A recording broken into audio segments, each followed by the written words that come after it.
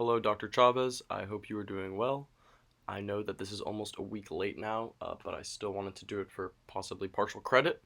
I do apologize if it is hard to hear me at all, but I am in the library and I'm wearing a mask. This is my values and culture individual assignment. I hope you enjoy. I am Samuel Yas, but I go by Sam usually in the workplace and sometimes in school, but my friends and family usually call me Sammy. I was actually born and raised in Charlotte, North Carolina, which I loved a lot. And although my parents did not know anybody when they first moved to Charlotte from New Jersey in the late 90s, right before they actually had me, uh, they actually acclimated fairly quickly, and this definitely helped me as well. The first permanent move for me in my life was actually moving to Columbia, South Carolina for college. I consider myself pretty lucky for this because I know a lot of people that have moved around a lot for various reasons, and this is obviously pretty hard. As you could probably guess, I am a student here, and I am a senior marketing major, and I am graduating in May. Like I said before, I was born and raised in Charlotte, so I guess you could say I have been immersed by Southern culture since I was born. Growing up being Jewish in the South was not easy, but then again, a lot of other people have it much harder. My grandparents actually originally came to the United States through Ellis Island in New York, from Poland actually, after fleeing from prosecution in the early 20th century. I have actually only ventured outside the United States only one time, where I studied Jewish and Israeli culture and history for 6 weeks in Israel in a city right outside of Tel Aviv. The city is called Hod HaSharon. For me, honestly, this was a trip of a lifetime, as I learned so much about my culture and religion that I never really knew existed at all, I guess, for that matter. In the US, I have been to the majority of states up and down the East Coast, or at least I've probably driven through them at some point in my life. A couple months ago, in October actually, a couple friends and I went to a concert in Memphis, Tennessee, and so we wanted to drive through as many states as possible that we haven't been to. So that was my first time in Alabama, Mississippi, Arkansas, and Missouri as well, and that was fairly interesting. We actually stayed in Memphis, but the concert itself was in Mississippi. I can't actually remember the city, but we went to see the old but famous guitarist Buddy Guy. Um, Most people haven't heard of him, so I would understand if you hadn't either. That trip for me was actually very influential, as I learned so much about blues and a completely different kind of culture that I was used to, kind of just in general. But it's a very southern culture. But like I said, it's kind of a different kind of southern culture that I was certainly not familiar with at all. We actually went to the exact spot and motel that Martin Luther King Jr. was actually shot and killed at, which, as you can imagine, was extremely powerful. As for the West and Midwest, I have been to Colorado, Utah, and Nevada, and I hope to be able to visit California, but that may be a few years away, honestly. Senior year of high school, I did a quote unquote discovery internship program over the summer where I lived in the financial district of New York City. And I actually commuted to Brooklyn every day, working for a startup company that was creating a revolutionary social media app, actually combining Facebook, Instagram, and Twitter. Needless to say, less than a year later, the company actually failed, not having anything to do with me. But that was an awesome experience, obviously, and I definitely learned a lot.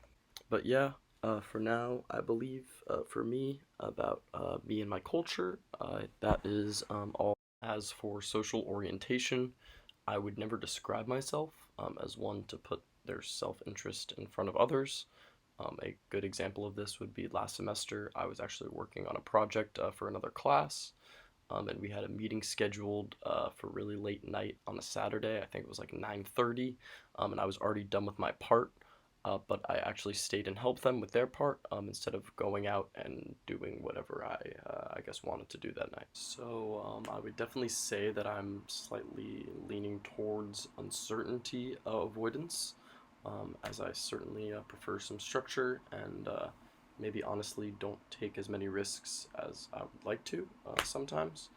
But when I first came to college, actually, I really struggled with this just because of how much less structured it is than, elementary, middle school, and high school.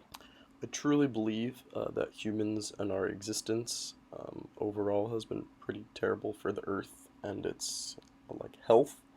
I kind of hate saying it, but people do, and there really are a lot of similarities to humans being the quote unquote cancer for the earth.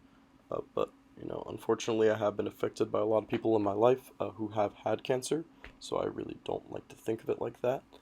Sorry for getting a little dark there. But switching it up, I do love to go camping, hiking, and being outside in general. Besides the mountains, my favorite place to camp is a place actually called the Okefenokee. It's in southern Georgia and northern Florida, and the Everglades as well. Um, and I also have camped locally here in Columbia, or I guess right outside Columbia, at Congaree National Park, which is really nice, and I would recommend anybody going there if they have not yet. In time orientation, I would say I live kind of life on a day to day basis, which certainly is not necessarily a good thing. It's just kind of how I am. That is why I kind of put myself here as a value being living in the moment. I only kind of make a things to do list usually for the day or for the week versus keeping a calendar, which is what most normal people do. So, for basic human nature, I honestly really struggled with this one because I genuinely do believe that people are good in general, but I am kind of a paranoid person in a weird way, and I also kind of have, I guess, trust issues. I do not necessarily want to get into the details of it, but last year, at some point, I think it was over winter break maybe, I actually thought that my good friend was talking about me behind my back, and so I ended up confronting her. But needless to say, I was totally wrong. As for my relationships among people, I definitely lean collectivist, like I maybe have said before, and sometimes honestly to my own detriment. An example of this would be honestly several times in my life. I've not really spoken up or advocated for myself because I did not want to hinder or even maybe slightly make my group go out of their way for something. Uh, but I definitely want to work on this, and I truly believe that I can. When it comes to space orientation, I'm really right down the middle with this one because, on one hand, I respect people who need their own space, and I want people to respect mine when I want my own space. But I would kind of prefer society as a whole to be more leaning towards public, but maybe not all the way there. I guess maybe halfway. But for example, I love hanging out with my roommates, but sometimes I know that they need their own personal space, and I obviously give that to them, and I would expect the same for myself. To answer the questions, do you have a strict definition of right versus wrong, or do you take the situation into account before deciding right versus wrong? I definitely personally think of myself as a rule follower, but I believe there's kind of a lot of gray area when it comes to this topic in general. For example, in high school, my younger brother did something, I guess, almost unforgivable in a way to my family and I, but I ended up giving him the benefit of the doubt, which is why I would say personally I lean more towards relativism, but my parents would definitely lean more towards uh, more of a universalistic view, excuse me. To answer, do you believe it is acceptable to show your emotions in public and at work? I'm kind of right down the middle with this one because I believe, staying professional in the workplace definitely means putting emotions aside, but at the same time, in a way, it is natural. I interned for a small logistics company called Sherpa Auto Transport actually this past summer, and I worked as part of the sales team as by taking warm calls on the phones. But several times sales were actually quote unquote stolen from me from some of the more tenured employees, and I had to stay professional and control my emotions throughout the internship. Lastly, do you maintain a clear separation between your personal and professional lives?